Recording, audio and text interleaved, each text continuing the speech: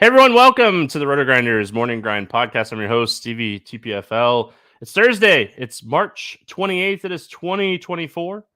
We are here to talk the 9-game MLB slate for opening day. It's here. You're listening to the best podcast for breaking down early baseball. And I'm joined today by my good buddy, Keith Eister, Eys819. Keith, baseball is back. You get opening day slate. What's happening, my friend? Baseball is here. One of the best days of the entire year. We've been talking about this for, it seems like 2 weeks now. It is finally here. We get to break down some baseball. No more messing around with those nasty NBA late scratches and things like that. We get to set some lineups and forget it. Maybe we have to change a thing or two after lineups come out, but much easier to manage than the NBA stuff that we're dealing with currently. So could not be happier to be with you, breaking down some MLB here for opening day. Yeah, chat's going over on YouTube. What's up, chat? Hope you're having a fantastic Wednesday night. Y'all are talking some NBA over there and talking, listen, NBA, I love it. I love watching basketball. Can't wait for postseason basketball. Baseball's here. And with baseball coming, I've been talking about it for the last couple of weeks. We're talking baseball. A lot of stuff happens throughout the day in basketball. Baseball lineups can be a little bit different, but we're going to be able to give you a lot more information for baseball night before than we are for basketball. So appreciate you all hanging out over there on YouTube. I did want to say really quick before we got into breaking down the slate and stuff like that, I have been working with the RotoGrinders team for some morning grind stuff. We are going to do some giveaways and stuff with the anniversary show coming up, but I was able to work with them, and I have a $20 off first month RotoGrinders combo code that I just posted in YouTube chat. So you get $20 off your first month of combo, which includes basketball, baseball, NHL, PGA, all that stuff. So everything pretty much except for NASCAR. So sorry, I know I'm the NASCAR guy, but I listen, NASCAR pays for itself. So I've worked with them, and that way you'll get access to Lineup HQ for baseball and projections and stuff. And super pumped about that. But dude, that music hits different when it's baseball season. I got a smile. I'm ready to go. And we got some baseball to talk about. I will say, for what it's worth, we probably are going to go a little bit longer today. It takes me personally as the host about a week and a half to get back in the rhythm of getting through games faster. So I'm sorry ahead of time. I'm sorry. The only good thing is I don't know if we did baseball live podcast last year. I have to go back and look. I can't remember. I know we did football. I'm pretty sure we did baseball. Yeah, we did baseball. So yeah, you get to hang out with us. If you have questions, post them in YouTube chat, and we'll try to answer them as we're going. Opening day slate has been very good for me for like the last 12 years. I've been really good at opening day baseball. I feel like you have to have the right mix of like what's noise in spring training, what's not noise in spring training, what do you believe, what don't you believe, and I've just been really good at that. So hopefully we can keep it going this year. We are going to start with the FanDuel slate because they do have the LA-Baltimore game. And I wanted to talk about it because I love this game. I really wish this game was on the DraftKings slate. So we get started here. Angels and Orioles, 7.5 total. Baltimore, 178 favorite here. And we got Patrick Sandoval, Corbin Burns facing off with each other here. We always start with pitchers, and then we'll talk about the hitters after that. And we always start with the visiting pitcher. Any interest here in Patrick Sandoval? No interest for me in Patrick Sandoval. This Baltimore team is young, up and coming. I really like their chances to have a deep playoff run this year. So tough landing spot here for Sandoval. Wasn't fantastic last year or anything. That average strikeout rate, and it was even down last season, all the way down under 20%. There's no chance I'm rostering Patrick Sandoval against this young Orioles team. If he was facing a different team today, I think I would have interest. He was one of the most extended pitchers in his final spring training start. So he threw 77 pitches in his final spring training start. So if he was facing a different team, maybe depending on who he was facing, but I mean, he's going to face 7 righties in this lineup. Gunnar Henderson to be in there. He's a lefty, and Mullins will probably hit 8th or 9th here and he's a lefty. But Hayes, Rutschman, Santander, Mountcastle, too many righties for Sandoval. And I don't think necessarily Sandoval's a bad pitcher. He just doesn't have like swinging strike stuff, and he gives up a ton of hard contact. I think this is a spot we pass on Sandoval. Corbin Burns, new look Corbin Burns here going to Baltimore in the offseason. He only threw 30 pitches in his final spring training start, which I think is a little concerning. You know, obviously on FanDuel, we're trying to find that like pitching stud. Strider's off the slate now with the postponed game. A lot of people are going to be talking about Scoble. He's one of my favorite pitchers on the slate too. Burns might actually, with him being the highest priced pitcher on the slate, go a little over or under owned on FanDuel. I think pitch count wise, I was looking back at last year and his final spring training start last year. He threw 38 pitches and he threw 87 pitches on Victory Day or opening day. So I think overall for me on Burns is I project him to throw 85 plus pitches. The Angels lineup is nothing. I mean, okay, Mike Trout, one of the best hitters that we've ever had in baseball. The rest of this lineup is trash. Like, there is not a lot of good hitters in this lineup. They're developing a lot of talent. They're still a couple years away. The Angels are a team we're going to pick on a ton this season as far as pitching. I think we do it right out of the gate here with Corbin Burns. Yeah, I'm with you on the pitch count stuff. I'm not too worried about it. Like, guys throw X number of pitches in a game, and then they work on the side a little bit in spring training. So, like you kind of touched on, there's some noise in spring training stats for sure. Yeah. So I'm with you. Burns is going to get his 85 plus pitches here, I think. Paying up on opening day is something that I try not to do as much, just because pitch counts are lower. You need ceiling out of these 10K guys. And not to say Burns can't go out there and strike out 8 guys in 5 innings. He certainly has that ability. But I do tend to pay up less, if possible, on opening day.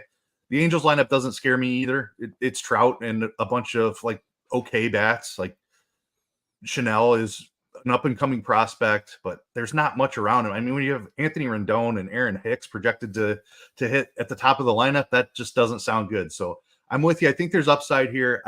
I will try to stay in the mid-range more than I will spend up. I do think Scooball is super interesting. I'm with you on that. So we'll see. I'll be slightly over the field on Burns, I think, but he won't be like a massive overweight stance. There's some other guys I want to take bigger stands on. Yeah, I was looking, and I won't look into projected ownership too much until like tomorrow morning when I'm building out teams and stuff. But it just seems like Burns is not getting a ton of love, and that's why I'm interested. Like, you look at the Angels lineup, man, like their best hitter is Trout. Well, I mean, Burns is just death to righties. I mean, this is a guy that strikes out righties at a huge clip. And last season, it took Burns a little while to get going, but I think this is going to be a really good spot for Burns. Let's talk bats here for the Angels. I got nothing. I want nothing to do with these guys. They are really cheap over on FanDuel. I mean, they're cheap because they stink. I mean, just being straight up honest, I want nothing to do with the Angels bats on FanDuel here. I'm with you for the most part. I will say that Mike Trout is 3,700. I know the price on Trout is very appealing. Yeah. Even as a tournament one-off, like you just hope that he touches Burns for even a solo homer, gets another something off the bullpen, and you're cooking at only 3,700. So I don't hate Trout as a tournament play. I'm not interested in really anybody else either. He has that cutter that really neutralizes lefty power as well. So Chanel would be the other guy I would look at, but I don't like this matchup for him. Different matchup. I'd love him at 2,900, but not against Corbin Burns. So I think it's Trout only for me. Yeah, what's funny is Bet365 had Trout over a half of total base for like minus 130 this morning.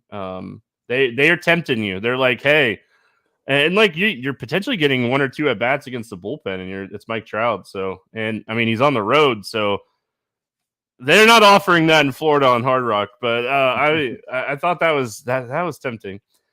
Baltimore bats. One of the reasons that I wish this game was on the DraftKings slate is because I really like the Baltimore bats. I think that we're going to talk about Cincinnati. We're going to talk about the Dodgers. We're going to talk about Detroit and some of these bats that are like going to be very popular just in general.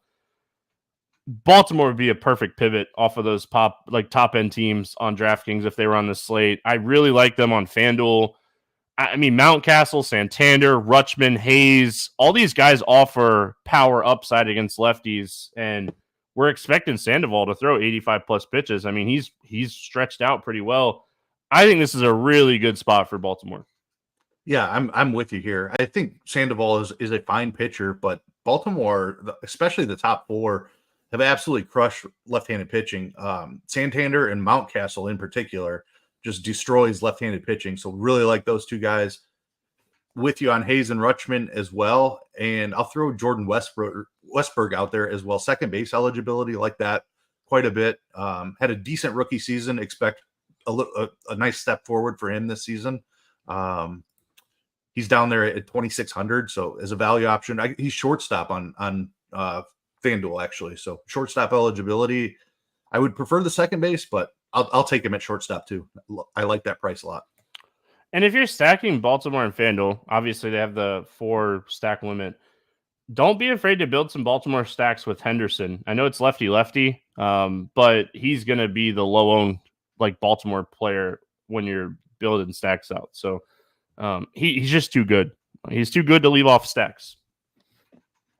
All right, let's keep moving here. We got St. Louis at LA taking on the Dodgers, 8.5 total here. Dodgers a minus 225 favorite. They're the biggest favorite on the slate, and I think that's really appropriate. I think that they are clearly better than St. Louis in this spot. Miles Mikolas, Tyler Glasnow.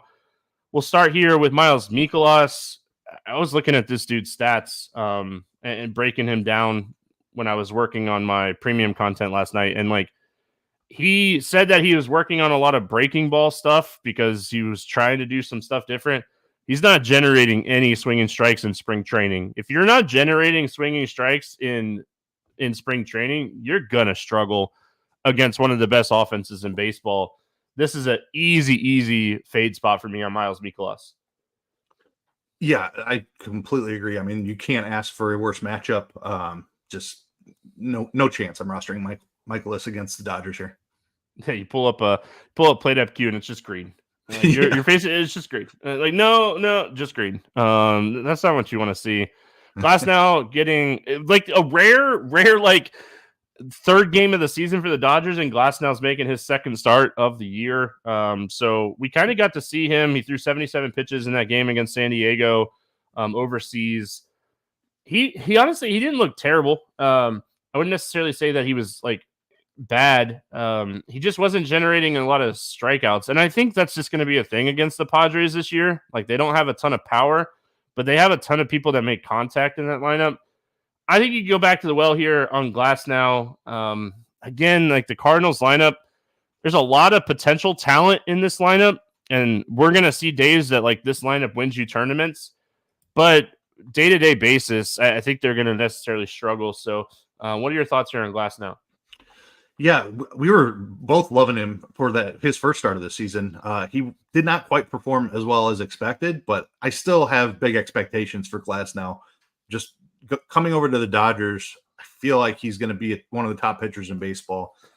Tougher matchup against the Cardinals here. I think I'm a little higher on the Cardinals lineup than you are, but I agree they're not an elite lineup by any means, but it's not an easy spot. I think they are a little bit stronger against lefties though. Glasnow is obviously really strong against righties. It's the price that's concerning a little bit here. Again, I will try to match the field probably on Glasnow. There's a couple of guys in the 8K range that I do like and I want to be over the field on. I guess there's a pivot right here next to him that I really like in this spot. So I like Glasnow. I'm not necessarily afraid of the Cardinals, but probably not looking to get severely overweight on him or anything.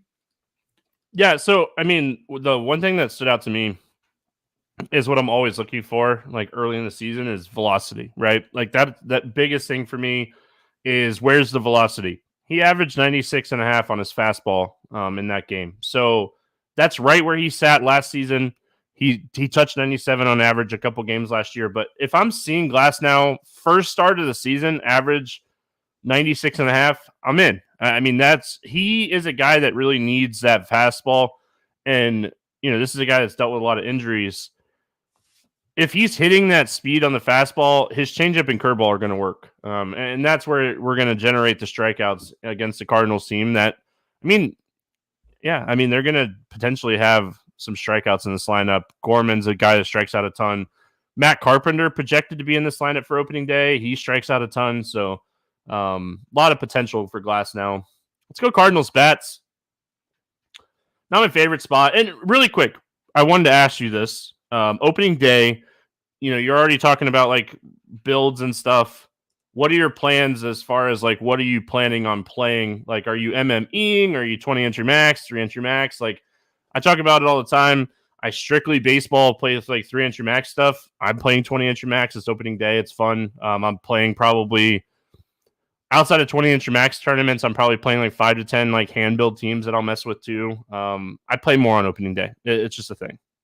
Yeah, you just described like basically that's my daily play in MLB throughout the season. I love that 20 max tournament, the $4 or whatever it is on DraftKings. I think it's a really nice price point where if I punt it off for 3 weeks straight, I'm totally fine with that. So I love getting in that tournament. Super top heavy. It's very much a lotto. You definitely need to be different in that tournament, but that is one of my favorite tournaments to play. Just going 150 every day can get a little taxing if you hit a bad stretch, but playing that $4 20 entry max is kind of my sweet spot. And then I do the single entry stuff as well, the 3 max stuff. Love those tournaments, of course. You can be a little bit chalkier in that type of setting. So that is pretty much exactly what I'm playing here on opening day. Yeah, I wanted to let the people know because we're going to talk about like, hey, we're going to be overweight on this guy. Like, it's good to just talk about like the contests that we're playing and expecting to play in this type of slate. I feel like that helps. I do like the 20 entry max tournament on DraftKings. I think it's one of the best tournament structures they have. I know you said that like it's top heavy, but it actually like pays pretty deep and stuff. Like it's a tournament long term you can be profitable and if you're a good DFS player. So that's why I like the 20 entry max. But let's talk Cardinals bats. Basically really close to the same type of lineup we've seen for this team here recently. What are your thoughts here on the Cardinals? Yeah, I'm not really interested in chasing anybody against Glasnow. He gets strikeouts. The walks can be an issue at times, but he's already had one start under his belt. I feel like there's a very small chance that he gets blown up in this spot. They're not all that cheap either. Goldschmidt and Arenado are both over 5K on DraftKings. Gorman at 4,200 would probably be, if I was looking for a one-off trying to find a home run, Gorman would probably be the guy, but not a lot of interest here in the Cardinals at all. I was going to bring up Gorman too as my he's a second baseman that has that big home run upside. So second base, you're not going to get a ton of home runs from each slate. If there's 15 games, you might get 8 to 12 home runs from second base on a typical night. So, and sometimes it's even way lower than that. Sometimes it's higher, obviously, but second base is not a position you're going to get a ton of home runs from. So I think, getting Gorman and chasing that one home run upside is fine. We got a question in chat. Do we think Glasnow goes past 5 innings? I think it's more of Glasnow pitches like 85 to 90 pitches here. I don't know if whatever that equals innings wise. If he's pitching really well, obviously he could go 5 or 6. If he's struggling a little bit, he could go 4. But I think it's more of like 85-ish pitches, a little bit higher maybe. Yeah, I think that's what I was speaking to about not wanting to spend up all that much on opening day because everybody's a little bit limited here. If Glasnow goes 5 2/3, it wouldn't surprise me, but I don't think he's capped at 5 innings or anything. I know Dave Roberts has weird rules with his pitchers sometimes, but until we see him handle Glasnow like that, I assume that he's good until he hits whatever designated pitch count they have for him, which I expect to be in that 90 range like you. Yeah. You got to remember, Dodgers are playing for a World Series. They need this guy to be healthy. They're not going to push him if they don't have to. Let's go to the Dodgers bats. They're the chalkiest stack on the slate. They're clearly above, and they're the number one stack if you can make it work. It's really hard to make work. If you're playing Ohtani and Freeman, Betts, Muncy, Smith, it's really hard to make this work. Let's talk these bats.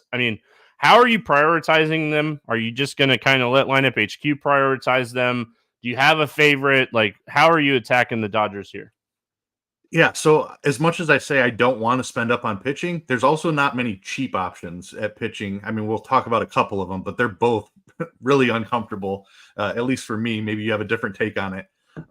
So getting up to There the ain't Dodgers nothing is comfortable. yeah, no. Getting up to the Dodgers is going to be a chore on this slate, and for that reason, I kind of like building with the bottom of the order. Like, of course, I want to play Ohtani and Betts and Freeman. It's just not all that easy to do.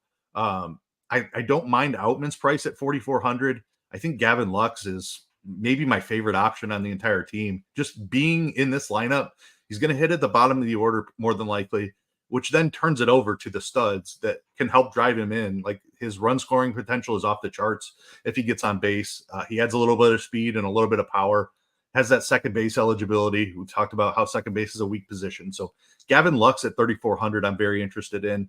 Will Smith at catcher, just a catcher with upside. Again, that like paying up for catcher is tough, but this is probably the best catcher in baseball.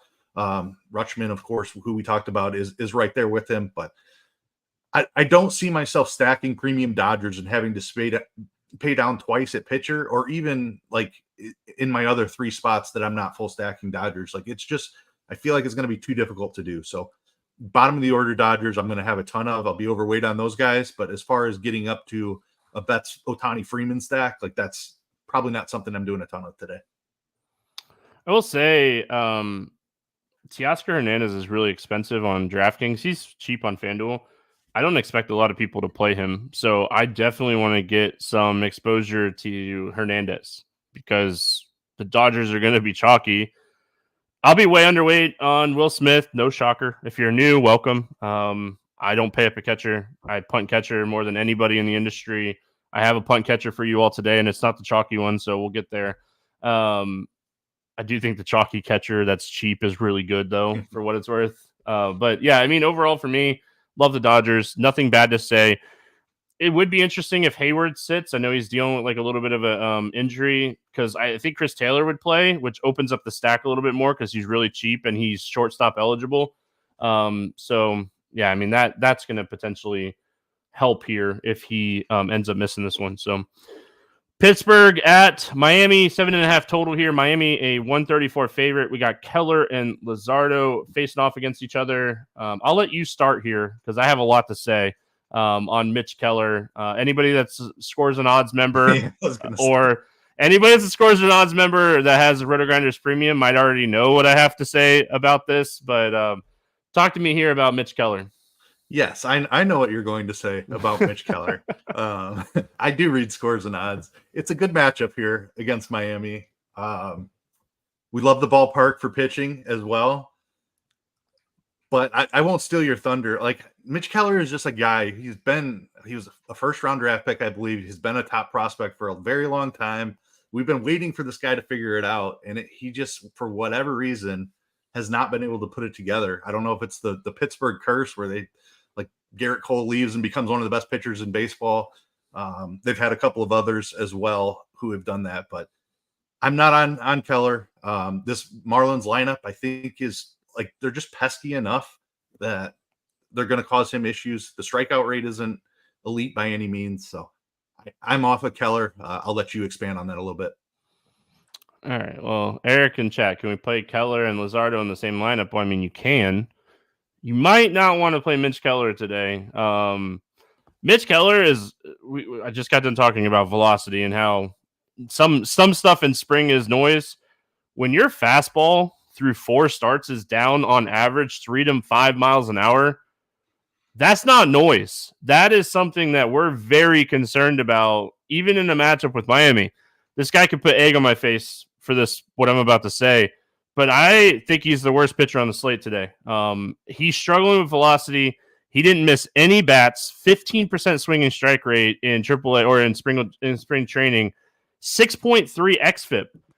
He struggled so much in spring to ramp up, to miss bats, and command was way off for Mitch Keller, who needs his command. This guy doesn't have overpowering stuff. If Mitch Keller's fastball is down 3 to 5 miles an hour on average, it's not going to be pretty for him. So I really like the Miami Marlins bats in this game. I hate the ballpark. If this game was being played in any other ballpark, this would be a spot I would just be absolutely loving. But Keith, that's a lot. Like, we could talk like a mile or two, but when you're averaging a 93.5-mile fastball and you're struggling to touch 90, dude, I touched 80 today. My arm hurts tremendously, but I touched 80 today, and I haven't thrown a baseball in years. So, like, he's struggling, right? So the velocity is a huge concern. A 90-mile-an-hour fastball is way different, and this dude throws his fastball a lot. So, like, he throws his fastball almost 50% of the time. That's huge. It's such a huge thing. He could come out and he could throw 95 here, and it wouldn't shock me, but velocity for me is not noise in spring training. I don't have any interest in Keller. I have interest in the Marlins bats. We're going to talk about that in a second. Let's talk about Jesus Luzardo. He was one of my favorite pitchers coming into last season. If he could stay healthy, I felt like he was going to have a great season. He did. He stayed healthy. He pitched over 150 pitches for the first time in his career.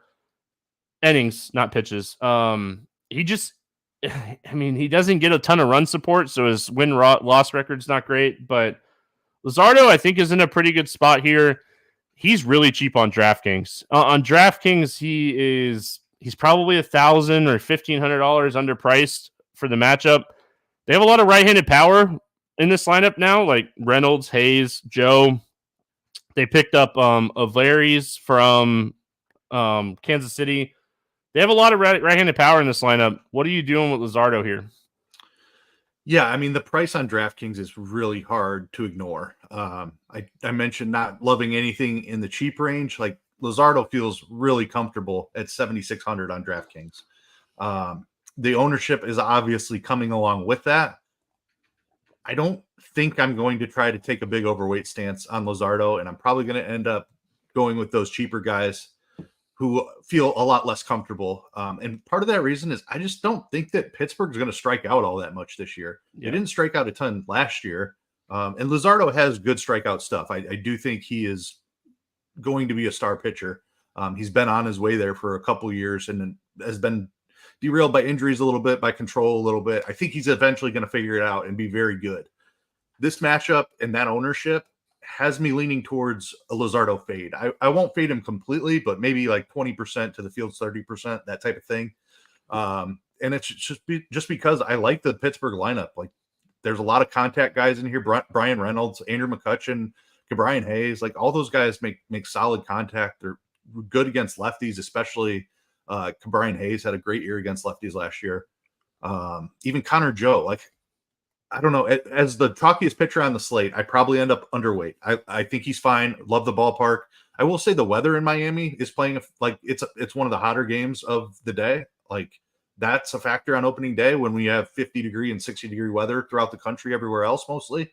So that helps me lean even more into the fade a little bit. But it's also Pittsburgh's lack of strikeouts in the lineup that has me think, and he doesn't need a huge ceiling at 7,600. This is why it's a little bit of a conundrum. But I think there's less upside here than people are giving him credit for. Yeah, I mean, so if he can navigate the top half of this lineup, he should crush the bottom half of this lineup. The bottom half of this lineup's not great. So it's kind of like catch-22. We have him currently projected for about 25% ownership, a little bit over that on our lineup HQ here.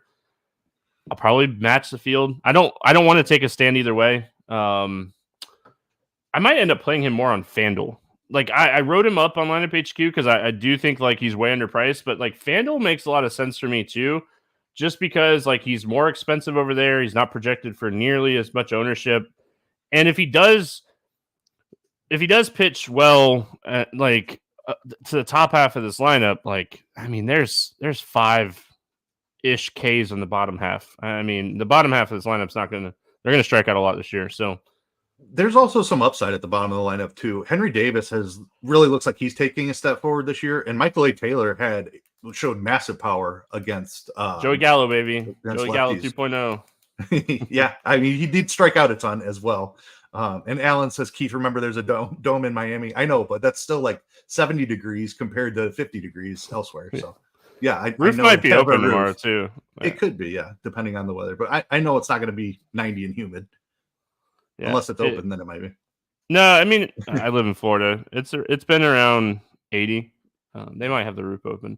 It's kind of miserable even at 80 in Florida, especially Miami. So let's talk bats. What are your thoughts here on the Pittsburgh bats? Any mini stacks here against the chalky Luzardo? Yeah, I mean, I don't hate it. Just looking at, I mean, obviously I'm not playing lefties, but I don't think the Pirates are going to roll out any lefties. Maybe O'Neal Cruz. But I talked about McCutchen. I know he's old, but dude's still pretty good. Cabrian Hayes, I think, is absolutely fine. What is his price? Why am I not seeing him? Yeah, 4,400. I'm good with that price. McCutchen's at the same price there.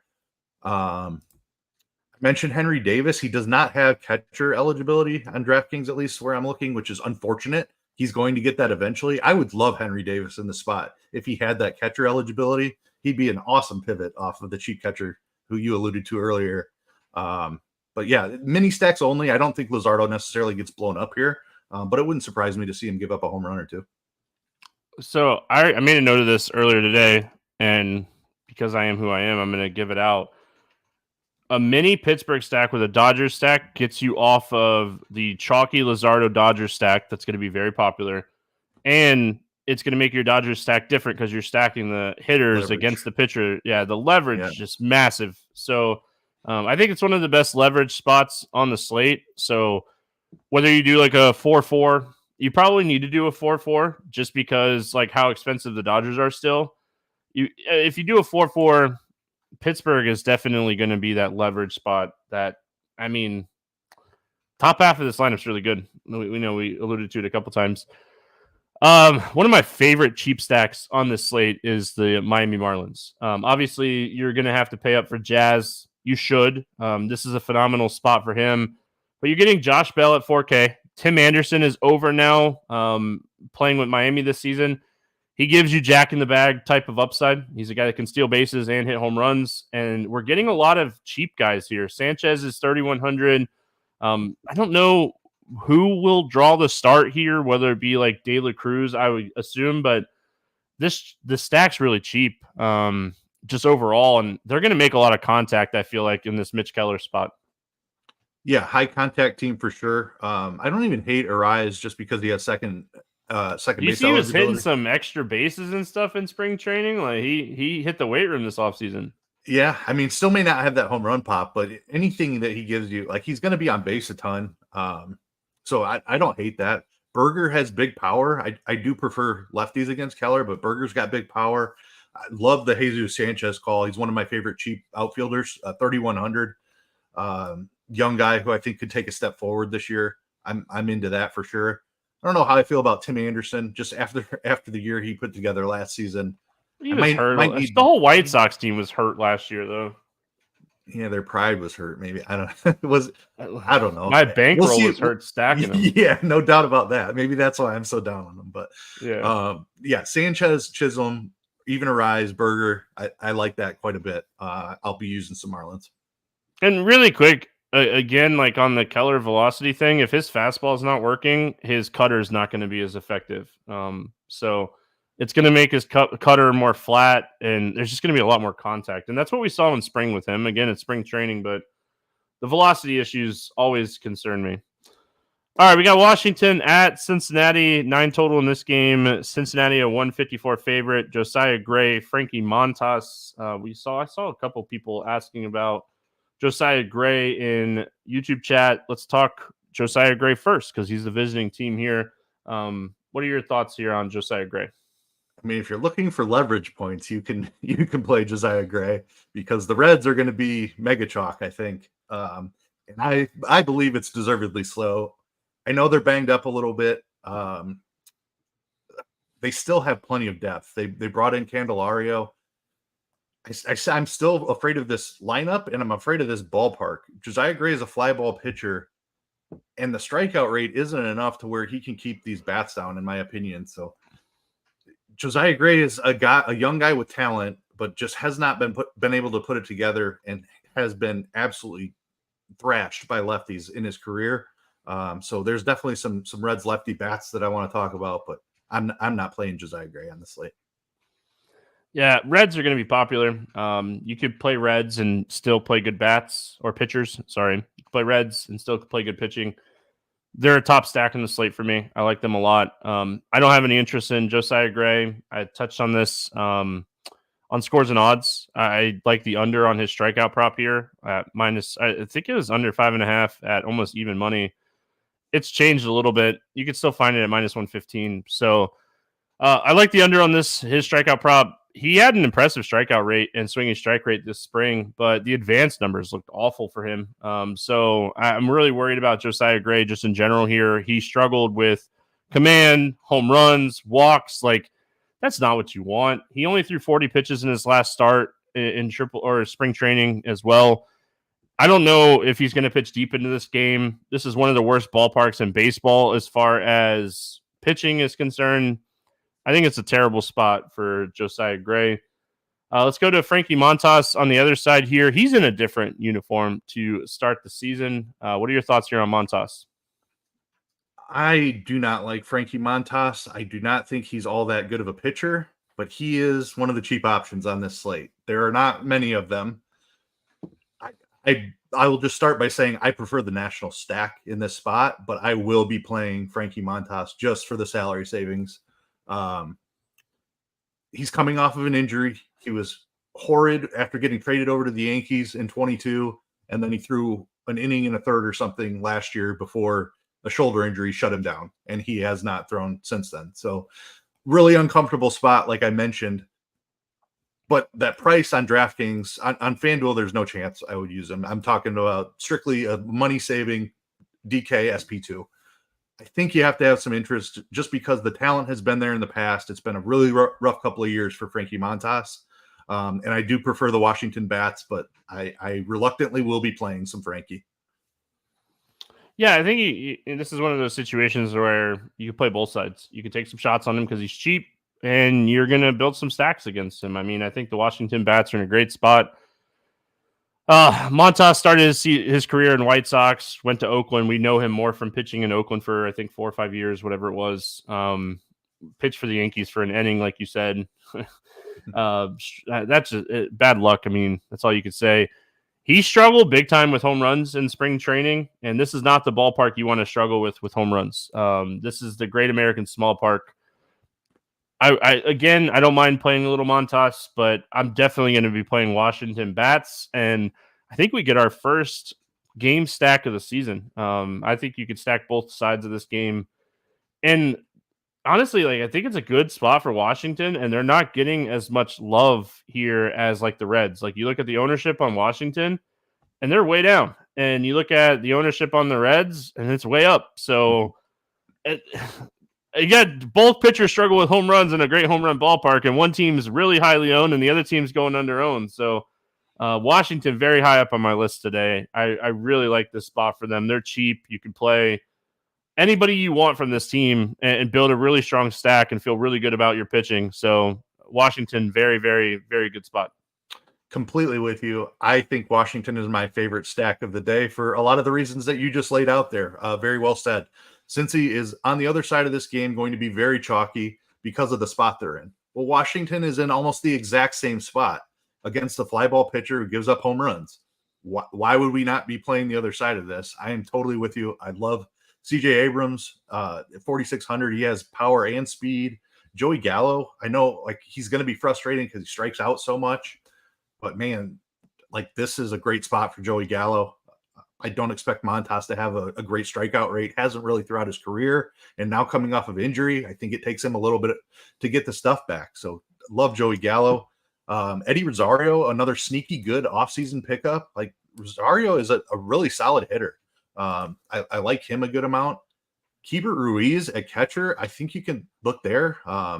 He was a stud prospect coming up, hasn't really put it all together yet. The power hasn't quite shown up, but 3,700 for a catcher, I don't mind that. Lane Thomas is a solid hitter. I have a ton of interest in this Washington stack.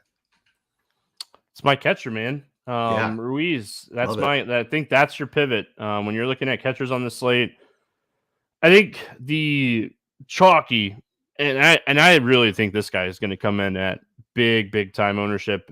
Is Diaz from Houston getting the lefty and Cortez being 3K. Dude hit 23 home runs last year. Really solid hitter. I really like Ruiz as a pivot. You got to pay up a little bit more for him just in general.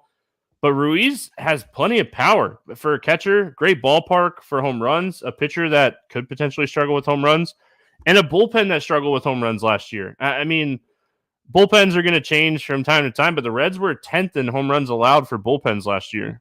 So that's what we want to target, right? We want to target the bullpen. It's opening day. We don't expect these guys like Frankie Montas threw 37 pitches in his final start of spring training.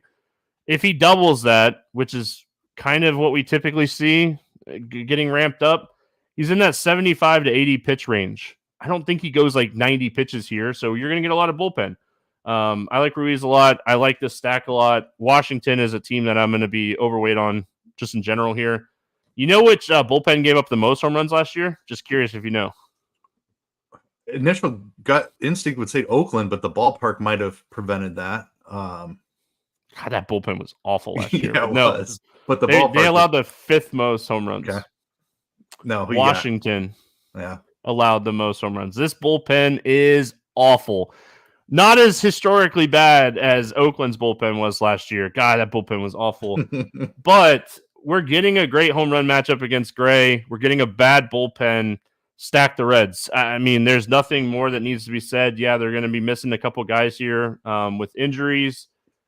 It just made the stack cheaper. And Carcion Strand is way too cheap for his upside. These guys smash the ball in spring training. And again, I don't love looking at like spring training stats, but I think if I remember correctly, 5 or 6 of these guys had ISOs over 250, like in spring training.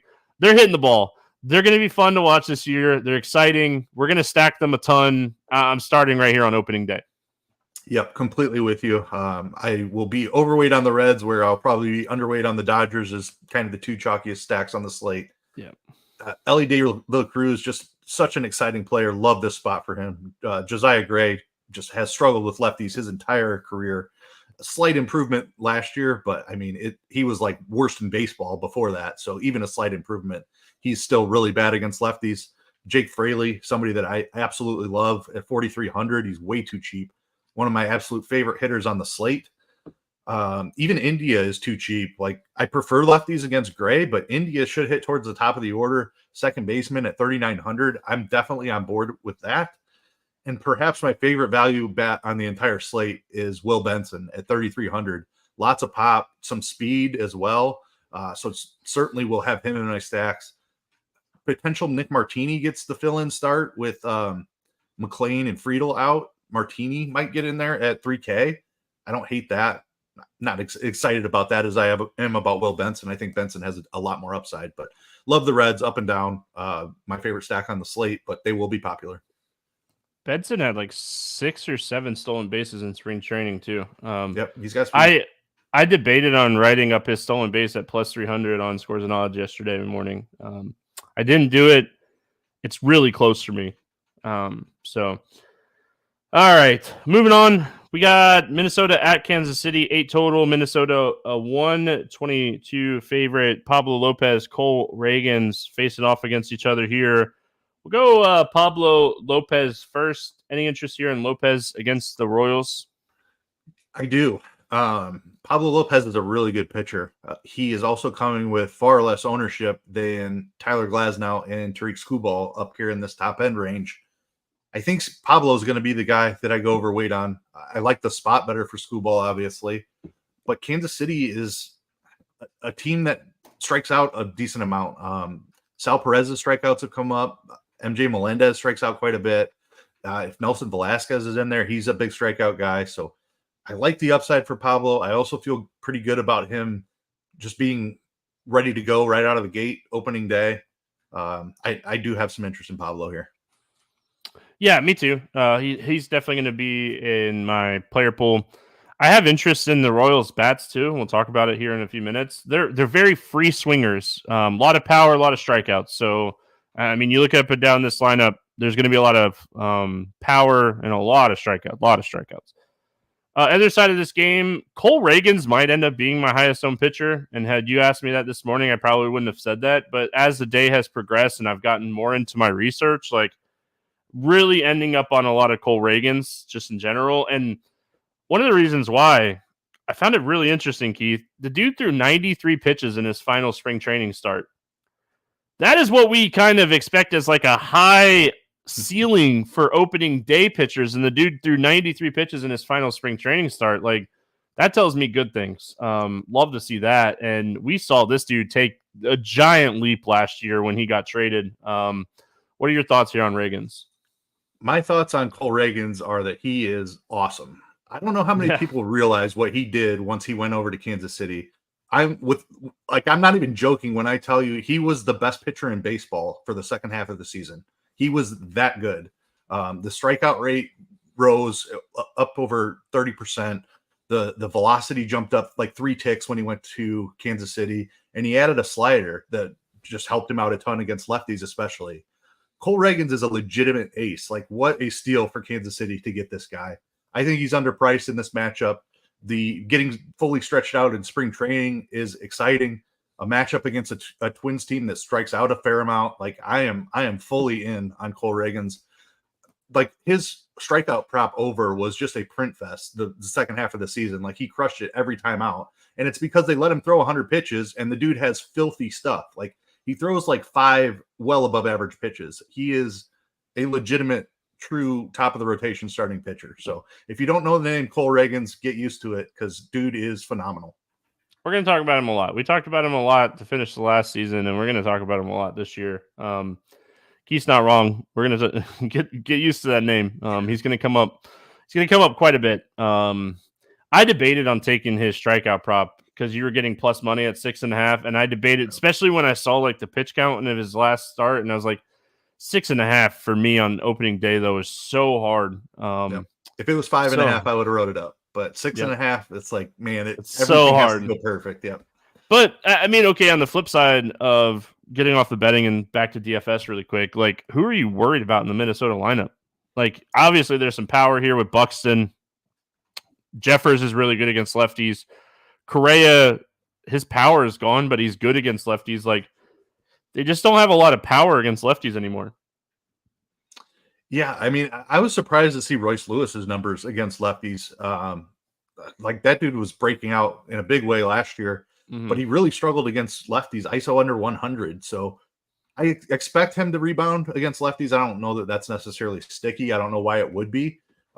Correa offers a little bit of a problem.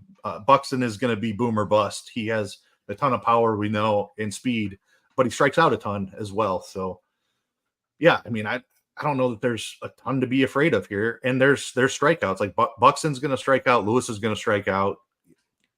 Jeffers and Margot even had a decent strikeout rate against lefties. So, and if Kepler's in there lefty on lefty, I like that a good amount. Like, yeah, I think the upside for Reagans here is phenomenal. Yeah.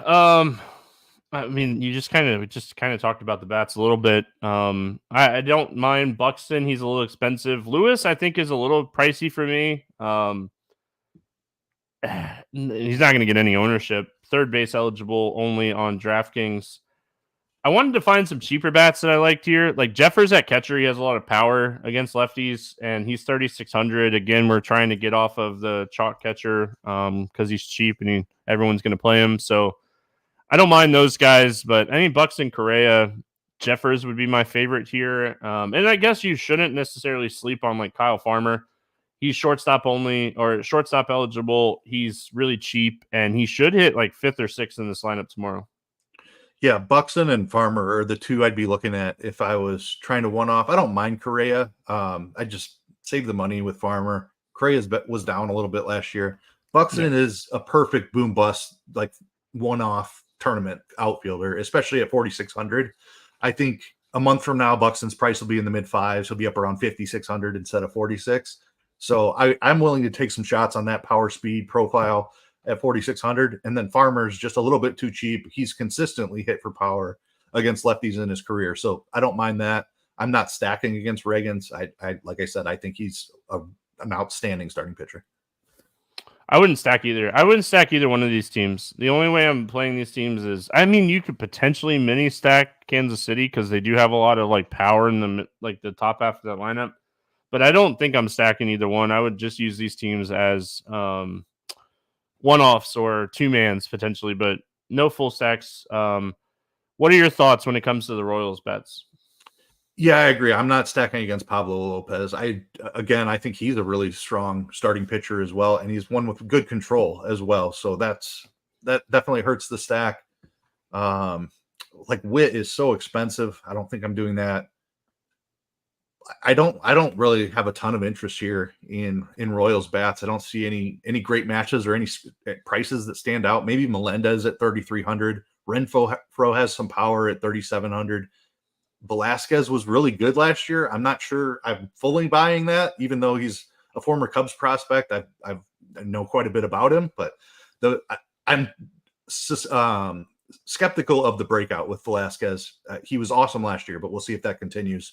So I think Renfroe and Melendez would be my shots at cheap home runs here. Yeah, I wish Vinny was cheaper. They priced him up. Yep. Yeah. All right, moving on. Toronto at Tampa Bay, 7.5 total. Tampa Bay, a 134 favorite. Jose Berrios against Zach Eflin. The game that nobody's talking about, that I don't even want to talk about. This is just one of those weird baseball games where I don't see a ton to play, but we'll start here with Berrios. Any interest in Berrios in this one? I don't like Jose Berrios, and I have faded him often, and it's worked out very well. But he is another one of these guys who's just kind of too cheap. Like I believe in the Rays offense. They do it every year. Like the names are never sexy, and they just every year after year they turn out one of the best offenses in baseball. So I don't like the matchup, but the price on Jose Berrios has me intrigued, and the ownership as well. Like he's not catching a ton of ownership. I don't hate a shot. I don't know. We'll talk about Eflin in a second, but that I think that's a coin flip for me between Berrios and Eflin. I probably end up with a decent amount of exposure to one of these guys, just so I don't have to play a ton of Montas and Crochet. Like Berrios is in the conversation. I don't hate him, but I'm not in love with it either. I think both of these pitchers are in play. You don't feel great about it, but the lineups aren't. You look at the Tampa lineup, and it's just a solid lineup. Not a ton of power, but not a lot of strikeouts. They walk a lot. They're patient. They're a tough team to face. Berrios could pitch well here. Good ballpark. And then you go to Eflin, and I'm really worried about his pitch count. He's not very stretched out. Looking at his spring training stuff, I was honestly shocked to see him get the nod here for this team just in general. But looking into it a little bit more, they're dealing with a ton of injuries at pitching. I think we're going to see a lot of bullpen for Toronto or Tampa, which potentially hurts the Toronto bats a little bit. But for me on Eflin, he's cheap. If we can get 85 pitches here, he's in play. This is a very right-handed heavy lineup. They didn't fix that this offseason. Potentially hitting 6 to 7 righties on a nightly basis here. Their DH is Justin Turner, another righty. I think Eflin's okay. He's nothing sexy, but his strikeout rate is 7% higher against righties than it is against lefties. So he definitely benefits from facing a very right-handed heavy offense. Yeah, there's nothing to love here with Eflin, especially if he's going to be limited on the pitches. He did have a solid strikeout rate last year, and like you said, reverse splits, which is intriguing in this matchup. The Blue Jays just don't strike out a ton is the only problem there with the upside, and why I might prefer Berrios. I don't know that I'm fully sold on that. Just I'm always down on Berrios, so to actually like him on a slate would be new for me, and I'm still struggling with that. I think Eflin is in play, but I'm not overwhelmed by the upside here, so I don't know. We'll see what I end up doing with him. He's probably gonna end up a fade for me. I don't have a ton of interest in the Toronto bats either, but I don't know if Eflin is the ticket to the slate. The thing that is intriguing about Eflin is he's not projecting for a ton of ownership. Like he's projecting for about 5%. So I only need to play him on like 2 or 3 teams to triple the field potentially in my 20-entry max build. He's not like a guy I feel like I'll play him like a 3-entry max. But in like that 20-entry max build, I might just because of the price and like again, I'm trying to think of ways to make Dodgers and Red stacks different in my head. And if Eflin's not going to be chalky, he's a good pivot off Luzardo for Dodger stacks to be different. So I don't trust it. I don't think it's like this, hey, I love this guy's spot. As far as the Blue Jays bats, they're a solid lineup. I mean, Springer, Bichette, Guerrero, Varsho he had the most stolen bases in spring training. He was running a ton this spring. So he is potentially an upside stolen base play, I think, to start the season. Like we saw him run a ton. And he, if I remember correctly, he was pretty cheap, wasn't he? Varsho, 3,600. So yeah, I mean, gosh, he's cheap for a stolen base. We're eventually going to get Joey Votto in this lineup, which adds another lefty, but he's not ready yet. He's stayed back for extended spring training. So, yeah, I mean, I like Varsho quite a bit. I could see like a little two-man with like Vlad and Bichette or Springer or something and just try to chase a couple home runs here. But again, honestly, this is a ballpark you don't really chase home runs in. This is a really good pitcher's ballpark. Yeah, that's another part that I'm struggling with. And like Vlad and Bichette are not cheap. Springer is even up at 4,800. Bichette and Vlad over 5K. So like the Blue Jays are not a cheap stack. If they were cheaper, I would have more interest. So I like the Varsho call for that reason. Eflin is pretty power neutral in that it splits neutral. Like he'll give up plenty of power to righties. So like Turner and Springer, I would have some interest in if they were a little bit cheaper. And like you said, it's not necessarily a ballpark to chase home runs in. So I don't even love one-offs. I'm just kind of meh on both Eflin and Blue Jays bats. Like I'm not in love with either one of them, but I think they're both fine. Tampa bats, kind of the same thing. I mean, again, like if I end up on like a little two-man or something, I'm okay with it. Nothing I am like in love with. I want Brandon Lau to come back and be healthy and have like a strong season. But that's more of I'm sitting on a lot of his rookie autograph cards that are like, I'm just being honest. I think he's a really good hitter when healthy. Maybe he comes back and he's healthy this season. I just need to see it. He's cheap enough where I could potentially end up with him a little bit. But again, I'm just not a huge fan of Tampa overall. Yeah, I like the Lau call. He's definitely my favorite here as well. Barrios is a very traditional splits pitcher against power. So definitely looking for lefties here. Lau's the guy.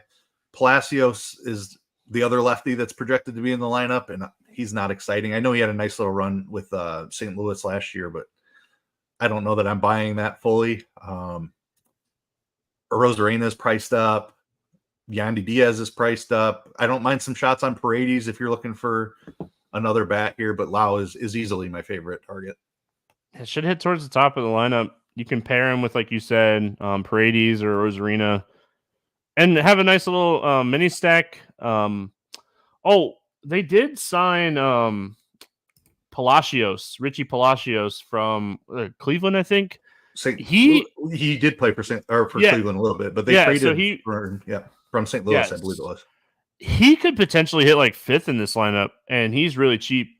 So he might be another guy you look at when you see the lineup and you're like, all right, I can get behind playing this guy. He's a guy that can steal bases and has some home run power as well. And you definitely prefer him against right-handed pitching. So yeah, Tampa loves to do like righty, lefty, righty, lefty, righty, lefty. Don't get me started. Detroit at Chicago. That's how they win 90+ games every year and don't spend any money. You can't really argue with what Tampa does. They understand splits and numbers, and more teams should be like them. It'd be frustrating for us as DFS players, but it works. OS and YouTube chat says, we talk about the 2-game NBA slate when you're done. Nope. Detroit at Chicago, 7.5 total. Listen, I'm just being honest, OS. Detroit is a 172 favorite here. We got Tariq Skubal against Garrett Crochet. This game. All right.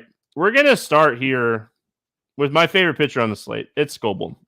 It's not close. I believe the hype. I've always believed the hype on him. The dude is really good. He was averaging a mile an hour faster on his fastball in spring training which is just even better.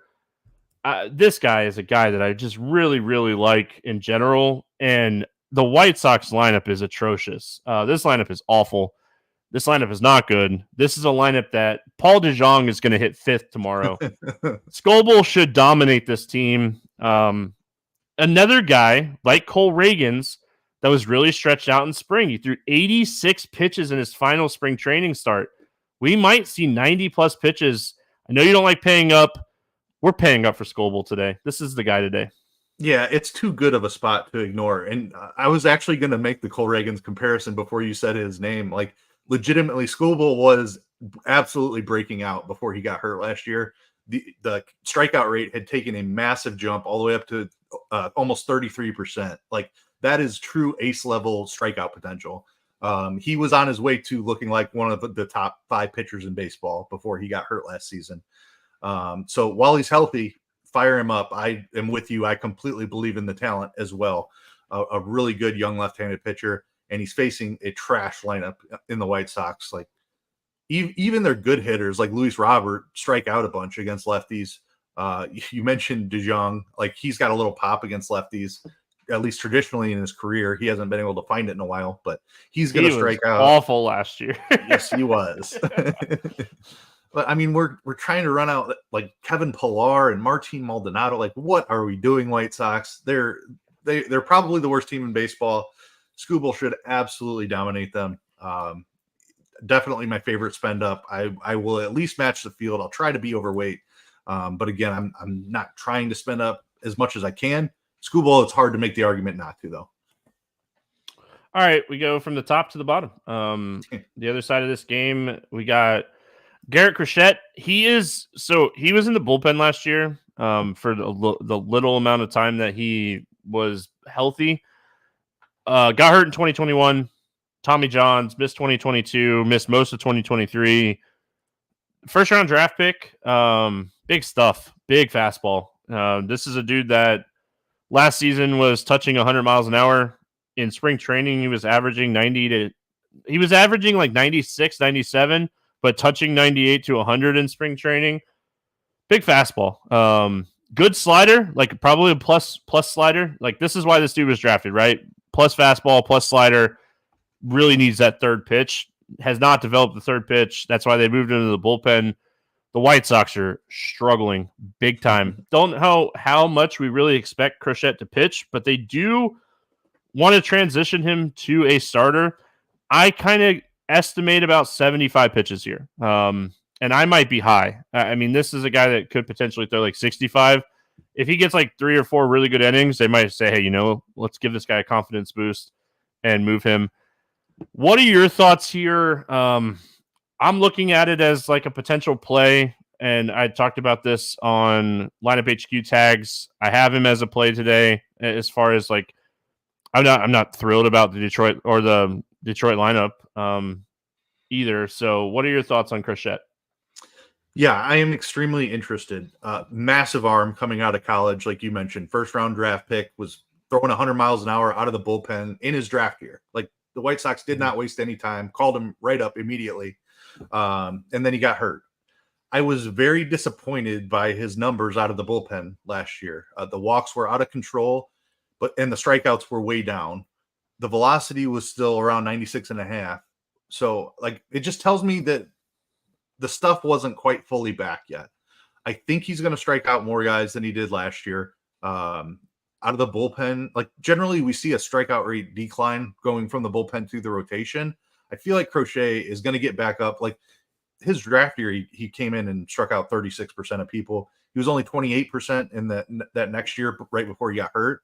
And then he was down to 19%, 18.8 last year out of the bullpen. I think this is an upper 20 strikeout pitcher, even as a starter. The stuff is that good. That slider, like you said, really used to play up.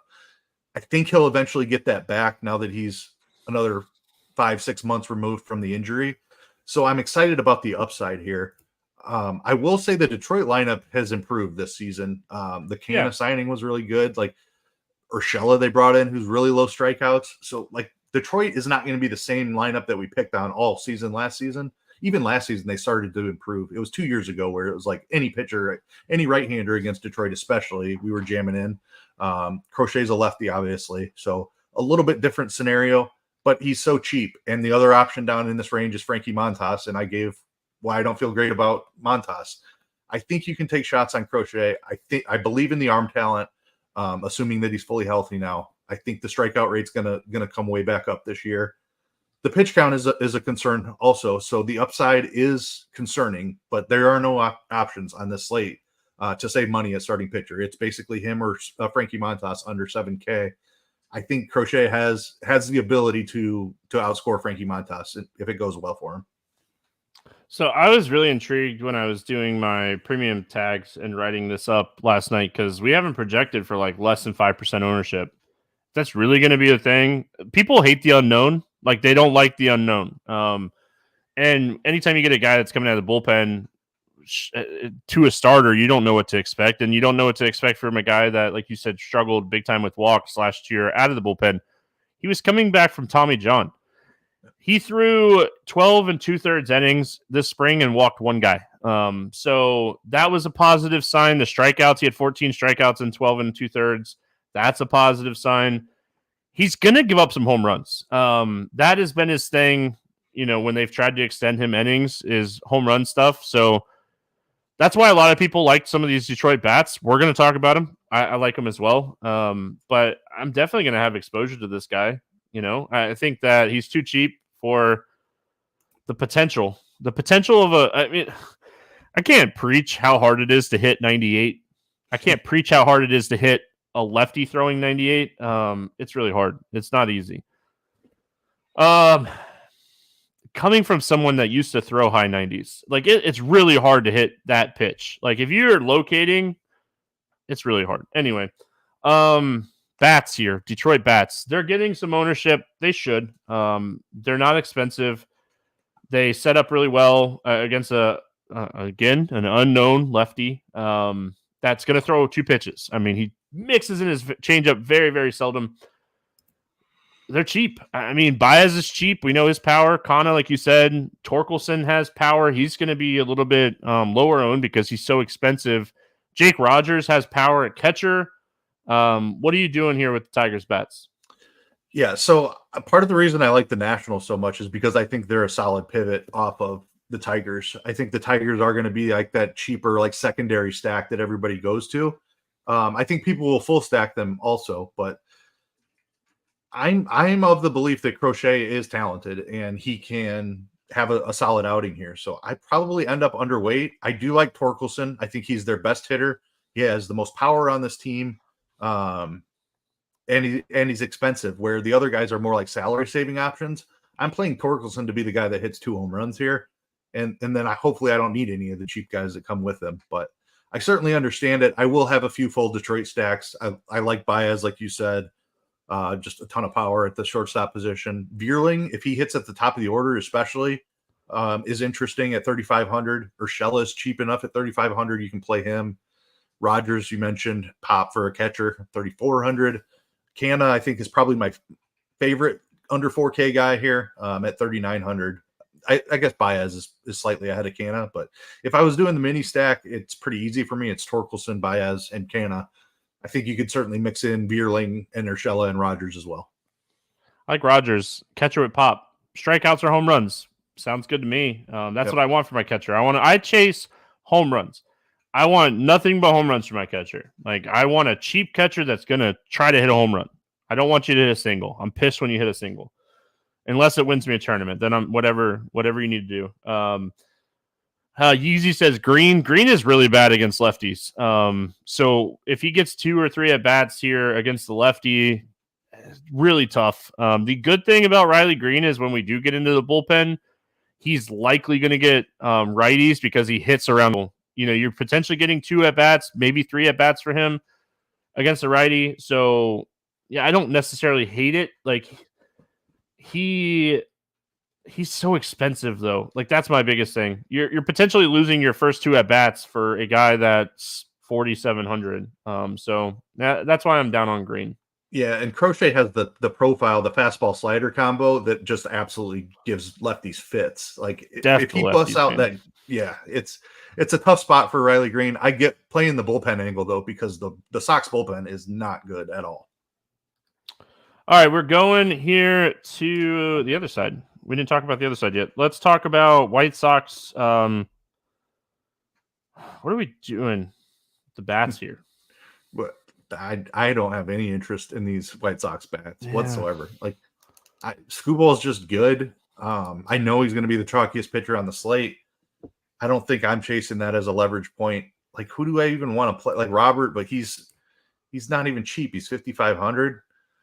Andrew Vaughn, I guess if you're looking for a cheap home run, you can target him at 3,800. DeJong was just so bad last year. I don't think I can play him. Eloy, 4,400. Like, nothing is exciting here. I don't know. Andrew Vaughn, if I have to name one, I guess.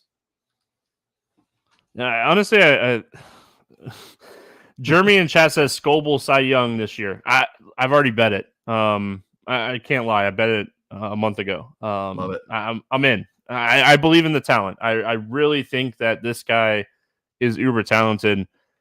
If anything, maybe Luis Robert as a one-off and chase that home run that Scoble gives up. But again, I'm probably going to be way overweight on Scoble and just fade the White Sox and just say, if Scoble gets touched up in this game, I move on to the next slate. It's baseball. We have 200 slates. We have a lot. So, all right, moving on. 2 games left. We're doing okay. Thanks for hanging out with us live. Appreciate it. We got a lot of people hanging out in chat tonight. I love it. Everybody's excited for baseball. Dude, I mean, how can you not be excited? Like, I told my wife, don't bother me tomorrow. I'm watching baseball day. Webb against Darvish, 7.5 total. Pick'em game. Straight pick'em. Darvish, obviously, getting the start here for San Diego. Logan Webb. Is this the ugliest game? Like, the most unappealing game? The Tampa game pretty much, too. Let's talk Webb first, I guess. Logan Webb is a really solid pitcher and could pitch the most innings of any pitcher on the slate today. I'll just say that. Because the Padres are going to put the ball in play. They're not going to strike out a lot. Webb's going to generate a lot of ground balls. Big ground ball pitcher. Is that appealing at all at 8,400? Like potentially throwing 6-7 innings? I don't have his outs prop in front of me, but I think that potentially is one that I would look at. What are your thoughts on Webb? Yeah, it's not exciting because the Padres are a really contact-heavy offense, and Webb is a below-average strikeout pitcher. He's a very above-average real-life starting pitcher, but he's below average in the strikeout department, just 22.6% last year. He's a ground ball guy. He's gonna I'm with you. If there was an over outs I was going to bet on opening day, Webb's the guy, and that's just because he can be so efficient with ground balls. He doesn't walk many. So I'm with you there that he can work deep into a game. Even if he only has 90 pitches, he can go 6-7 innings. So, and the Padres are going to put the ball in play, but that's part of what's limiting his DFS upside as well, is that he's a pitch to contact type of guy. So I don't have a ton of interest there. It's not, I don't think you're getting a complete game out of him. It's happened before on opening day, but probably not, less likely. Especially against a really deep lineup like the Padres. So I'm probably leaving him on the shelf. Yeah, last season, opening day for him was his best strikeout outing of the year. He struck out 12. He only had double-digit strikeouts 3 times last year. Again, for me on Webb, high contact team, high contact pitcher, ground balls, not sexy, okay. His out prop isn't up. I was really curious what they had at that, but I think he has a good chance to go 6+ innings here. Just maybe a sprinkle or 2, but not sexy by any means. Let's go the other side here. Yu Darvish back on the hill here. Again, another one of those scenarios. What are our thoughts here on Darvish? Yeah, I'm not all that intrigued by Darvish either. He is really fallen off. He's getting up there in age. The strikeout rate is coming down. He's still above average at 24.6, but he's not the 30% strikeout guy he once was. He's also been getting really touched up by lefties, and San Francisco is one of these teams that likes to platoon a bunch as well. Darvish is going to see a bunch of lefties here today, probably 4 or 5. I don't think I'm all that excited. I actually think the San Francisco bats are a little bit sneaky. I'm with you. He's just not missing bats. Obviously he had a really, really tough spot against the Dodgers. He's not going to miss bats in that spot, but you kind of talked about it. Darvish is 37 years old. Like, he's getting to the end of the, dominating part of his career. Like, he wasn't necessarily like a dominant, like, strikeout pitcher outside of like 3 years. Like, he had 3 years there when he was with the Cubs, and then the first year he was with the Padres, where he was like a dominating strikeout pitcher. But overall, this guy has been a good strikeout pitcher.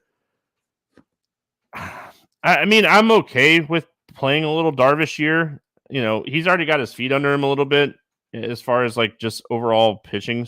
He's already pitched a game, and pitching in live games is way different than pitching spring training. I think spring training is still very good. I don't want to sound like I don't think it's good, but overall, slight interest. But yeah, I mean, a little interest in the bats too. I think the bats are somewhat interesting. Let's talk Giants bats here. What are your thoughts on them? Yeah, I mentioned the struggles with lefty power, so that's the first place I'm looking. Lamont Wade is probably my favorite option. I don't love that. Is he only first base? Double check that. Yeah, I don't love that he's first base only, but it is what it is. I think he has upside in this spot. Conforto, I think, is a great option, and Mike Yastrzemski, I think, is a great option. Both of those guys are mid 3Ks, so I think either of them are good for a home run in this spot. I don't know that I necessarily want a full stack here. It's not the best ballpark. Darvish, I think, is still talented. He's not going to miss a ton of bats, like you said. So he'll give up a home run or two, and that's probably what I'm chasing. Mostly lefties, of course. Like, you can play Soler in any matchup. Dude has monster power. Chapman is fine, but it's really the lefties I'm looking at: Wade, Conforto, and Yaz. I'm gonna miss my boy Jock Jams, but I'm very excited about Jock Jams being on Arizona for what it's worth. Very, very excited. So we have a lot of questions on, do we think the Giants are going to pinch hit a ton? Gabe Kapler's gone. A little bit of the staff is still there from what I remember. But our boy Matt Williams is there. If you don't know Matt Williams, go back and watch some old Diamondbacks footage. I don't expect them to do the pinch hitting again, and like at the rate that they were doing it, because they did it at one of the highest rates in the MLB last year. They brought in, like you said, Soler. And just overall, I feel like I don't feel like that we're going to see a lot of that this year. I like Wade. I like Conforto. I like Yaz. I want to see him healthy. Want to see him have a healthy year. Don't sleep on Soler. Soler. Padres bats, a lot of contact. Like, there's going to be a lot of contact. There's going to be a lot of ground balls, which is always concerning here. I was looking at it as far as like the Padres bats, because when you have a ground ball guy, you want a big fly ball hitter. Cronenworth fits the build. Like, if you want to take a one-off on Cronenworth, like, he is a good fly ball hitter. But I'm not excited about that. Not really excited about playing any of these guys. Yeah, I'm kind of with you. Like I said, Logan Webb is an extremely above average starting pitcher in real life. The control is fantastic, among the best in baseball. So I'm not excited to play anybody here. Cronenworth is also the one-on-one matchup I had circled. I think he's the best bet. Of course, Tatis and Machado have outstanding power and can do it in any matchup, but it's Cronenworth is the guy I think I'd look to as the one-off. You save a little bit of money, and I think he has just as much upside. The Giants are pinch hitting everybody tomorrow now. Yankees and Astros, 8.5 total here. The Astros, a 152 favorite. We got Nestor Cortez against Framber Valdez. Any interest here in Nestor Cortez? No interest for me. Houston is probably the worst matchup in baseball for left-handed pitching. Lowest strikeout in the league last year against lefties, way down at like 18%. Cortez, I think his top pitch count in spring training was like 60-something pitches. and only threw 32 or 34 in his last start. Got beat up a little bit. Just a brutal matchup for Nestor Cortes. I like him to have a bit of a bounce back year this season. He struggled a lot last year. I think he's better than that, but this is not the spot for him. I'll talk about the bats in a second. As far as the Astros bats, a lot of love about to be spread on the Astros bats, but I'm with you on Cortes. Looking at his advanced numbers last year, just really struggles with righties. Strikeout rate goes way down, like 7% lower against righties than lefties. ISO goes way up. WOBA goes way up. Ground balls go way down. Like everything you want to see for hitting, you love. A lot of hard contact, but for pitching, I mean, there's nothing that you can really like here. Swinging strike rate down almost 6% against righties. So Cortes is starting opening day because the Yankees are already dealing with a ton of injuries at pitcher. One of the best teams in baseball this year is going to be the Yankees. See my hat? Pains me to say that. But it's honestly true. Framber Valdez on the other side of this game. This isn't a lineup you want to face if you're Valdez either. This is a scary lineup. Valdez is not a huge strikeout guy. He is a guy that can rack up strikeouts in certain matchups. The Yankees strike out with the best of them. That's not going to change this year. Juan Soto helps a little bit. And I say a little bit. Juan Soto helps a lot. Still get like Judge in there. He strikes out a bunch. What are we doing here with Valdez? So you touched on something important here for me. It's the way the lineup sets up is why I don't love Valdez. The Yankees will strike out a bunch, but I think they strike out more against righties. And Valdez has a huge split, 32.5% against lefties last year, 23.4% against righties. So you want to see lefties in the lineup if you're chasing Framber Valdez strikeouts. Juan Soto is he struck out more last year against lefties than he ever has in his career by a lot. His career strikeout rate is like 19% against lefties. Rizzo is the other lefty in the lineup, and he doesn't strike out at all versus lefties. We have Trent Grisham projected to start as well. I'm not even positive that he does start, but he's the only lefty that potentially strikes out in this lineup. So the strikeout spot is really tough for Framber Valdez. I think he's a really good pitcher. He could get it done with ground balls. He's also an extreme ground ball guy, very similar to Logan Webb, but from the left side here, even more extreme ground ball. So I think he can have a fine outing here, but I just don't see the upside is my biggest problem. If I need somebody in this 8K range, I don't mind him. And it's just because I think he can work pretty deep into the game. I prefer him over taking a shot on even Darvish. We both don't like Keller. It's if you're going Luzardo and another guy and you don't have enough money to get up to Skubal or even Reagans, who I much prefer to this range, I think it's Valdez over Darvish for me. And that's the only thing I'll say. Maybe I end up with him in 1 or 2 out of 20, but not a guy I'm targeting. I don't think it's a good spot for him. Ground ball pitcher against one of the best fly ball hitting teams in baseball. Torres is a fly ball hitter. Judge is a fly ball hitter. Stan's a fly ball hitter. Cabrera is a fly ball hitter. Volpe is a fly ball hitter. Can't do it. Sure. Can you sprinkle him? You can sprinkle anybody. He threw 82 pitches in his final spring training start. He might go 90, 95 pitches here. So in that aspect, sure, you could take some shots on him. He's gonna get some run support too, which I love for pitchers. Yankees bats, I'm targeting home runs. Torres, Judge, Stanton, all the guys I just said, basically. I'm going to attack home runs here, maybe even mini stack this team. This has the potential to be the highest scoring game on the slate. This has the potential of just being like a lot of balls being hit really hard type of game. So I definitely want to get exposure to the Yankees today. Yeah, I mean, chasing home runs is exactly how I want to play this. You mentioned the fly ball hitters, and that's what you need. You need somebody who can elevate the ball against an extreme, probably the best ground ball pitcher in baseball. Like the ground ball rate for Valdez is absolutely elite. So I'm with you. I'm just chasing home runs. I don't want to stack. He's gotten the control much closer to average in the last couple of years. And he's even to the point where he's a pretty solid control pitcher at this point. So I'm not stacking against him, but I certainly will chase some home runs. On DraftKings, because on FanDuel, I talked about how I like Baltimore as a pivot off of the Dodgers.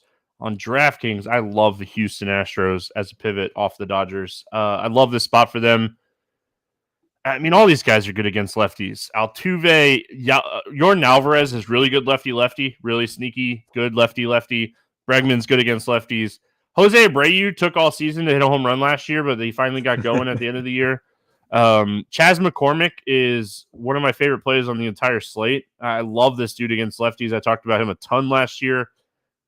I'm guessing, I know you. I'm guessing you're with me here when it comes to the Astros. Yeah, absolutely. I mean, I said it already. They were one of the best offenses in baseball against lefties last year. Even the two lefties in the lineup, they're both really expensive. Yordan Alvarez and Kyle Tucker, they're awesome against lefties. Like, yep. Lefty is a real thing. It's a hard matchup to be a left-handed hitter and hit a left-handed pitcher. But Yordan and Kyle Tucker have both proven over multiple seasons they have it figured out. So don't be afraid to spend up for those guys. Nestor's another guy who's got a wide split, and he's much tougher on lefties. But these are two of the best lefties in baseball, so don't leave them out of your stack. Yainer Diaz is the chalk catcher that we've mentioned a couple times. He's a really talented young guy. He's cheap. I'm on board with that. Love the Chas McCormick call. He might be my favorite hitter, price considered, on this entire team. Altuve's great. Yeah, I mean, I'm completely with you on the Astros. And Derek says Chiefs going to be sad. No more Michael Brantley. He hasn't signed. He has. I don't know. Did he officially announce his retirement? He did announce his retirement, I think. Yeah. All right. Good. I mean, good for him. He had a really solid baseball career. Yep. Very underrated. Awesome. Did you mention Jeremy Pena? I did not. But he's another guy that I really, really like. Yep. Diaz is going to be the chalk catcher on the slate. For what it's worth. I hate cheap chalk catchers, but man, this guy's in a great spot. I'm definitely going to have exposure to him. He's the guy that I'll have more exposure to in like single entry and like 3-entry max stuff. I'll be underweight on him in my 20-entry max build. He's in a good spot. I like the Astros a lot. I think they're in a really, really good spot. All right, let's play the morning grind game. Hey, we did good. Hour and a half. That's I would have taken the over. So we're kind of where I thought we were going to be. We'll get better. We'll get faster. We'll have more stats to look at too. Anyway, morning grind game. We're going to use DK again this year just because they typically have the bigger slates and it's just easier to use. If you have FanDuel questions, I try to answer them as we're going. Under 8,000 to get 6 or more strikeouts. 6 strikeouts on opening day is tough. Anybody you like down here to do it? Yeah, 6 is really tough. I'm going to take the layup here. The obvious one is Jesus Luzardo. He's going to be chalk, and for good reason. Yeah, I like Luzardo. I'm going to go to my boy, man. I'm going to go Crochet. Let's go. I'm with you. You look at the strikeouts down here. Mikolas is not a strikeout guy. Josiah Gray can strike people out if he can last long enough in this game. Same with Montas. Barrios is not a huge strikeout guy. Eflin's not a huge strikeout guy. I mean, and you already took Luzardo, so give me the unknown. Give me Crochet. Over 8K to score under 15. Who's your bust on opening day? I'm going to go Yu Darvish. I think he gives up a couple of home runs in this spot. I like the way the lefties set up against him. He's already got one start under his belt, but I think this San Francisco team has sneaky upside. Chad already knows, right? Yeah, I was going to say, there's an obvious one that I was leaving for you because I already read your scores and odds right up, so I knew who you were taking in this range. I left him for you. You're welcome. Listen, I'm going to tell you right now, I might have egg on my face, but Mitch Keller already X'd out of the player pool for me on Lineup HQ when I was doing my initial who I wanted my player pool thing. I'm out on Mitch Keller. I'm patiently waiting for Hard Rock to get some player props up. They're up. I just checked like 2 minutes ago, and I am going to be pounding. I already bet Miami Marlins over 3.5. Like I'm out on Keller. Nope. Over 4,000 to hit a home run. No cores on the slate. So who do you got? Give me Ellie De La Cruz. Josiah Gray just cannot handle lefties. Ellie has some of the best power. Hits the ball as hard as anybody in baseball. I think this is an awesome spot for Ellie De La Cruz. I like it. I don't know if my guy's over 4K. I just realized that. I forgot to check his price. Okay, he's over 4K. Woo! Got a little nervous there. I'm going to go Chas McCormick as my home run play today. I love this guy against lefties. big time plus hitter against lefties. So give me Chas McCormick here against Nestor Cortez. I like him a lot. Under 4K to get 2 hits. Who do you like here? I'm gonna go Will Benson, another Cincinnati Reds lefty. Love this spot for them. He's in a great spot. 2 hits, maybe hitting a stolen base just as likely, but he's good for 2 hits. I think they took player props down already. Trying to get on some stuff that I really like, and man, it's driving me crazy. 2 hits under 4K. I think there's a ton of options, honestly. I think there's a lot of good options on DraftKings today for cheap hits. I struggled to narrow this down. I really want this guy to have a healthy year. Give me Yaz from the Giants. A guy that, like, when he's healthy is a really, really solid hitter. He's really cheap. I try to find a cheap option that we like here, and I like him a lot, quite a bit here. Love it. Stack to score 6 or more runs. Who do you got? Since I went Reds with my last 2 answers, I will forego them here. I think they're really solid. They're my favorite stack on the slate, but I love the other side of that game also. Give me the Washington Nationals. I took mine. Gosh, all right. Back to the drawing board real quick. God, I really like Washington. I'll say Houston. I didn't want to say Houston. Keith took my answer. I don't want to sit here and like think about it too long, but I like Houston a lot. I really, really, really like Washington. I think they're a really good leverage play today. Pirates. Marlins, maybe. All right, let's go to the betting portion of the show. So what I am starting the season with, and we can change this because I'm open. I'm a host that likes criticism and like feedback. What I'm going to do, what Keith and I already talked to Keith, or I sent him a picture. I didn't really talk to him. I just kind of told him what we're doing. That came out way worse than I meant it to. What we're going to do is we're going to do a player prop or pick and play, and then any other bet that we like. So 2 bets for the morning grind. I talked about like doing a pitcher hitter. I feel like that could potentially get messy on some slates. So what we're going to do is we're going to do a player prop or a pick and play, and then any other bet that we like on the slate. So I'll let you kick it off, Keith. What do you got? I'm going to go Framber Valdez under 5.5 strikeouts. I got this one at -102 on FanDuel. Framber's just a roughly league average starting pitcher, and I think the Yankees set up really well against him. Mentioned the lack of lefties in the lineup. He has the wide strikeout rate. Wide split in the strikeout rate, 32.5% to lefties, just over 23% to righties. Soto barely strikes out. Rizzo barely strikes out. If Trent Grisham is in there, maybe he's got one lefty that he can attack. But I think Framber goes 85, 90 pitches, but I think he stays under 5.5 strikeouts. Yeah, I don't mind that one. It's a weird spot. It's just a weird spot.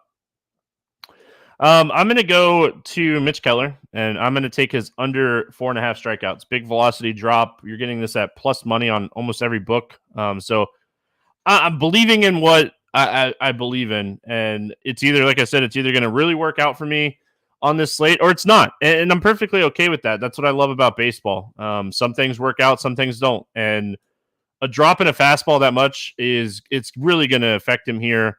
So I like the under on Mitch Keller's strikeout prop, and you worry a little bit because like Anderson's a guy that can strike out a bunch, Berger's a guy that can strike out a bunch, but it's not like Keller's this like dominating strikeout pitcher. I mean, his swinging strike rate was under 10% last year, so I'm going to go Keller under 4.5 Ks here.